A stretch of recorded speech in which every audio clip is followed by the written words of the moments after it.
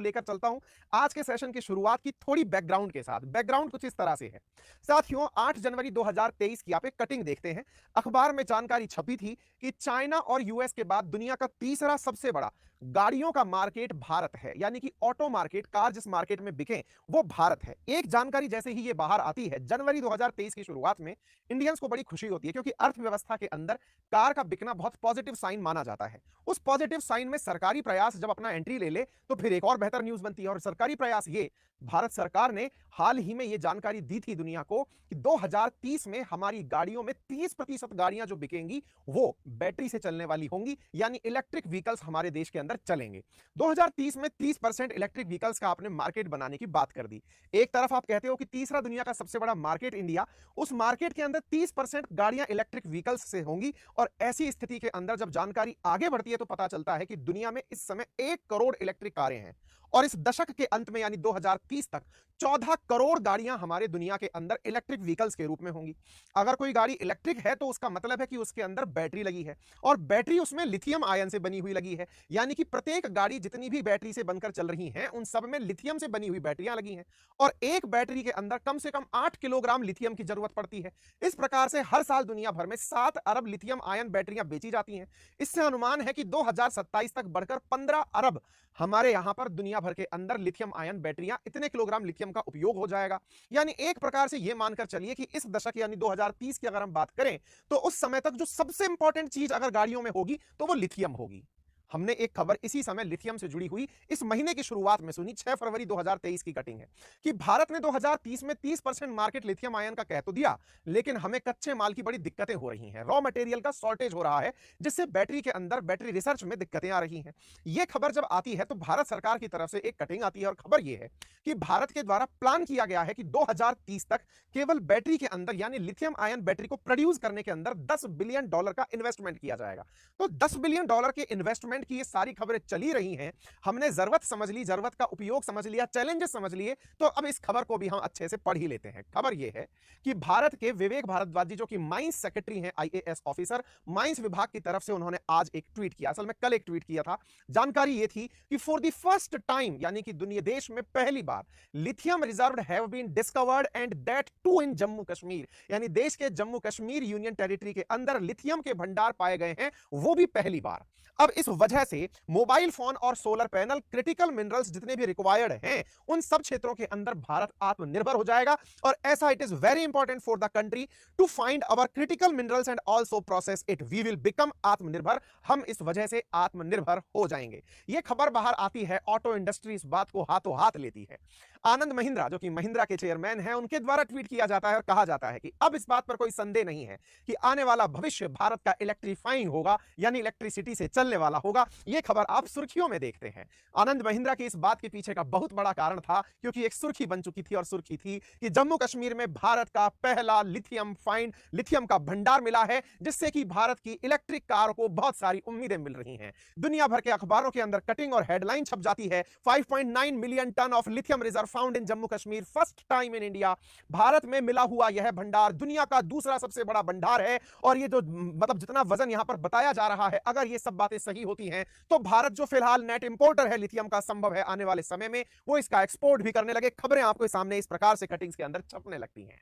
उम्मीद है कि आप सभी को क्या तो आवश्यकता थी, क्यों इसकी जानकारी हमें आवश्यक थी और आज की इस खबर का महत्व क्या है ये समझ में आ गया होगा। और अगर आपको ये बात समझ में आ गई है तो इसे व्हाइट गोल्ड क्यों कहा जाता है अब वो भी जान लीजिए, क्योंकि यह साहब बहुत महंगा होता है। आपने इसका रंग देखा तो यह सफेद है और सफेद धातु जो बहुत महंगी है, जिसकी जानकारी जियोलॉजिकल सर्वे ऑफ इंडिया के द्वारा, भारतीय भूवैज्ञानिक सर्वेक्षण के द्वारा दी गई है कि जम्मू कश्मीर के रियासी जिले के अंदर सलाल हैमाना इलाके में 5.9 मिलियन टन यानी कि 59 लाख टन लिथियम के भंडार खोजे गए हैं और साथ ही साथ यहां पर सोने के भी भंडार खोजे गए हैं।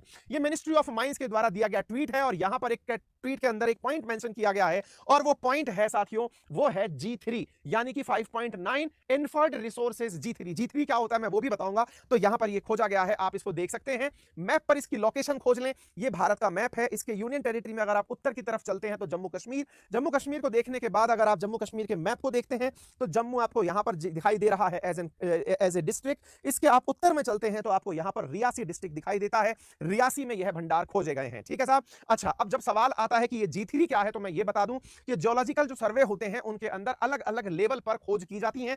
खोज में सबसे पहला रिकॉनेंस सर्वे G4 सर्वे कहलाता है, फिर प्रिलिमिनरी एक्सप्लोरेशन G3 कहलाता है, जनरल एक्सप्लोरेशन G2 कहलाता है और डिटेल्ड एक्सप्लोरेशन G1 कहलाता है। आसान भाषा में कहूं तो ये जितनी भी चीजें खोजी जाती हैं इनकी सत्यता प्रमाणित होने के अलग अलग लेवल हैं। G4 थोड़ा जर्नलिस्टिक प्रकार का है कि यहां सामान मिल सकता है, G3 थोड़ी श्योरिटी वाला है, तो यहां पर G3 प्रकार का भंडार पाया गया है, यह जानकारी यहां पर निकल कर आ रही है। अर्थात अब इसके आगे अब जनरल एक्सप्लोरेशन होगा और उसके बाद डिटेल्ड एक्सप्लोरेशन की यहां कितना माल मिल सकता है, तमाम चीजें यहां पर निकल करके आ जाएंगी। यह जानकारी आप सुर्खी के अंदर देख रहे हैं। इतना ही नहीं, जीएसआई के द्वारा अपने सर्वे में 51 खनिजों की ब्लॉक्स की रिपोर्ट राज्य सरकारों को सौंपी गई है। साथियों, हर साल की तरह इस बार भी 62वीं सीजीपीबी सेंट्रल जियोलॉजिकल प्रोग्रामिंग बोर्ड की मीटिंग हुई और यहां पर यह जानकारी देते हुए बताया गया कि देश के 11 राज्यों के अंदर अलग अलग प्रकार के माइंस की सूचना है। इन 11 राज्यों में जम्मू कश्मीर, आंध्र प्रदेश, छत्तीसगढ़, गुजरात, झारखंड, कर्नाटक, मध्य प्रदेश, उड़ीसा, राजस्थान, तमिलनाडु और तेलंगाना शामिल है। हालांकि जम्मू कश्मीर यूनियन टेरिटरी है। मिनिस्ट्री ऑफ माइंस के द्वारा यह जानकारी साझा करते हुए बताया गया कि यह रिपोर्ट जिस टीम ने सौंपी है वो रिपोर्ट आप सबके सामने पब्लिक है और यह जानकारी सामने निकल कर आती है कि यहां पर प्राप्त पदार्थों के अंदर सोने के भंडार, पोटाश, मॉलिब्डेनम, बेस मेटल आदि भी यहां पर पाए जाने की सूचना है। ठीक है। अब चूंकि मैंने कहा कि यह पदार्थ व्हाइट कलर का है और चूंकि महंगा है इसलिए इसे गोल्ड भी कहा जा रहा है, तो गोल्ड की तरह इसकी कीमत समझिए।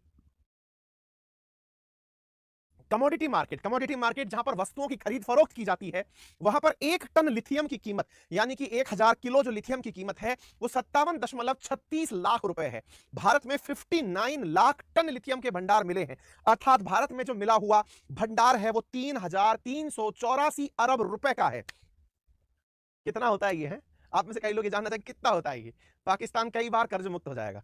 तो साहब ये इतने रुपए का भंडार यहां पर मिला है, ठीक है ना। मतलब इतना पैसा इनको मिल जाए तो बौरा जाएंगे ये लोग। चलिए खैर कोई बात नहीं। तो व्हाइट गोल्ड जो है उसकी वैल्यू आपको समझ में आ गई, क्या हो गई, गोल्ड क्यों कहा गया वो समझ में आ गया। और अगर आपको ये समझ में आ गया तो आपको ये भी समझ में आ रहा होगा कि भारत को सोने की चिड़िया क्यों कहा जाता था। भविष्य में भी क्या भारत सोने की चिड़िया बनेगा, तो शायद ही अब आपको इन चीजों पर डाउट रहता होगा। क्योंकि जिस तरह से हम 200 साल की पराधीनता और उससे पहले विदेशी आक्रांताओं का आक्रमण, उन सबको झेलने के बावजूद भी आज जहां दुनिया की 5वीं सबसे बड़ी अर्थव्यवस्था बनकर खड़े हैं, भविष्य हमारा सुनहरा है। क्योंकि प्रकृति हमारे साथ है, प्राकृतिक संसाधन हमें उस दिशा में लेकर चल रहे हैं जिस दिशा में हमें बढ़ने की तेजी से आवश्यकता है। बिजली को संचित करने के लिए जो भी साधन आप यूज कर रहे हैं, चाहे मोबाइल है, टॉर्च है, टेली हेलीकॉप्टर, जीपीएस, कुछ भी है, उन सब के अंदर लिथियम आयन बैटरी लगी है। लिथियम आयन बैटरी को इसी कारण से, इसकी उपयोगिता के कारण व्हाइट गोल्ड के नाम से जाना जाता है। यदि मैं आपको बताऊं कि ये इतना उपयोगी क्यों है, तो इसके पीछे का बहुत बड़ा कारण है कि ये बहुत कम मात्रा में बहुत पावरफुल है, साथ साथ ये फास्ट चार्जिंग की फैसिलिटी देता है। बहुत सारे आईफोन्स, जैसे कि ये वाला जो मेरा फोन है, इस फोन के अंदर आप वायरलेस चार्जिंग कर सकते हैं, यानी कि आपको चार्ज करने के लिए बैटरी में प्लग लगाने की आवश्यकता नहीं है। आप इसे चार्जर पर रखिए, ये रखे रखे चार्ज हो जाएगा, यानी तार के बिना भी चार्ज हो सकता है। इतनी अच्छी कंडक्टिविटी इसके अंदर उपलब्ध है। ठीक है।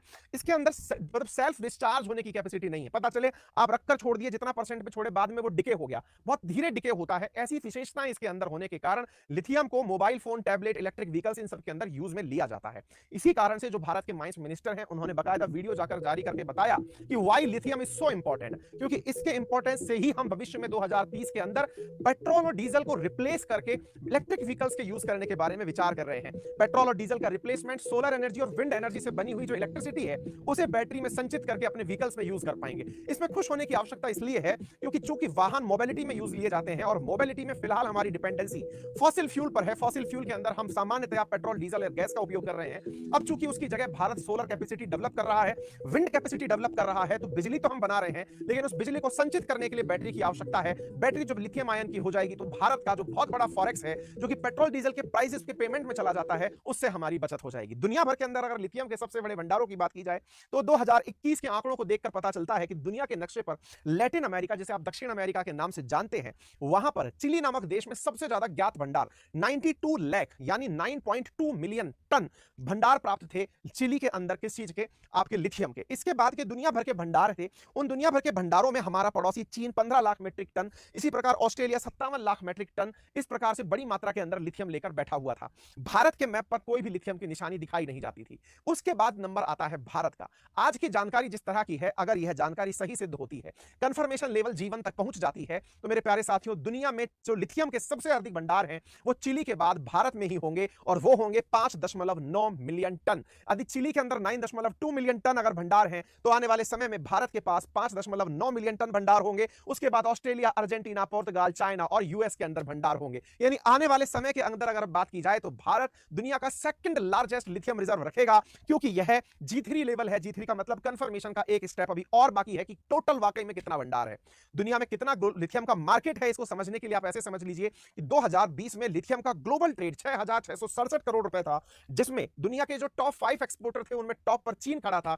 तो दुनिया के जो टॉप 5 इंपोर्टर थे जिन्होंने लिथियम को खरीदा, उसमें भारत चौथे नंबर पर खड़ा था। अब चूंकि भारत अपना ही लिथियम प्रोड्यूस करेगा, तो ऐसी स्थिति में भारत को आने वाले समय में इंपोर्ट करने की आवश्यकता नहीं पड़ेगी। हालांकि फिलहाल 70 से 80% हमारी लिथियम आयन बैटरी हमें चीन से आयात करनी पड़ रही हैं। आप देख सकते हैं, न्यूज की कटिंग है 2022 की, कि चाइना और हांगकांग इंडिया के biggest lithium ion battery supplier हैं, लेकिन भारत ने इनका विकल्प तलाशना शुरू किया। भारत ने ट्राई करना शुरू किया एक लिथियम ट्रायंगल को। लिथियम ट्रायंगल कहां था, तो आंसर है लैटिन अमेरिका में। जी हां साथियों, दक्षिण अमेरिका के अंदर 3 देश, बोलिविया, चिली और अर्जेंटीना। बोलिविया, चिली और अर्जेंटीना, इन तीनों देशों के पास जो प्रयुक्त लिथियम भंडार हैं, भारत उन्हें लेने पहुंच गया, और भारत ने यहां जाकर डील करके इन देशों से कहा कि मैं यहां पर आपकी माइंस की परचेज करना चाहता हूं, ताकि यहां से लिथियम ले जाकर के हम अपने देशों में बैटरी निर्माण में काम ले सकें। तो आने वाले समय में हम चीन का रिप्लेसमेंट तो तलाश ही रहे हैं, उसी बीच में स्वतः ही प्रकृति ने हमें अपना एक रिप्लेसमेंट तैयार करके दिया है, जो कि अपने आप में एक बहुत बड़ी बात है। हालांकि चीन के रिप्लेसमेंट में हमने ऑस्ट्रेलिया के अंदर भी इस मतलब अपना इन्वेस्टमेंट किया है, ताकि हम वहां की माइंस से भी पदार्थ निकाल पाएं।